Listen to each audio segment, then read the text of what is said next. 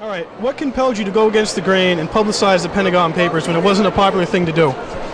Because in a democracy, the people have to know what's going on in their government or they'll lose their democracy. Right today, 80% of what is held secret from the American people should not be held secret from the American people. The classic example, Americans should know that we're torturing people. I don't think Americans are for that. And the lady who gave us the information from the CIA was fired because she told us about the rendition program. And so I just don't understand what my colleagues sitting on the podium there would just accept this stuff and perpetuate the secrecy that's going on.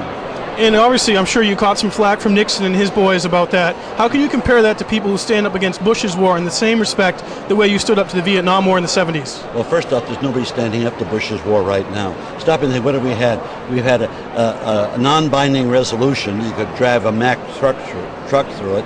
And then secondly, you've got four votes to make them look good, symbolic votes. I mean, we're going downhill. We could stop the war by Labor Day and bring the troops home by Christmas. All they've got to do is use the power of the Congress, the power of the leadership, to repeatedly have votes on cloture until you get it. They'll take about 20 days. And then repeatedly have votes on override, day in and day out, 7 days a week, no vacations. And you'll see it by the end of August. We will override the president's veto. And what can you do, Senator Gravel, to break through and show the people it's not all about money, it's about sound ideas, sound judgment, and leadership? What can you do to break through? Well, it's very difficult, as you saw tonight, where I get marginalized on the far right or far left, whatever, and I don't get the same amount of time. I understand why, because these people are serving right now and they want to be able to ask them questions of why you're voting this way, why you're voting that way. But it's very frustrating because you don't get any follow-on. I was trying to get the point across that when they say, oh, we're going to do this, we're going to do that, my God, we got a $50 trillion gap. And so they're whistling Dixie. There's no way the nation can afford all the things they're talking about doing.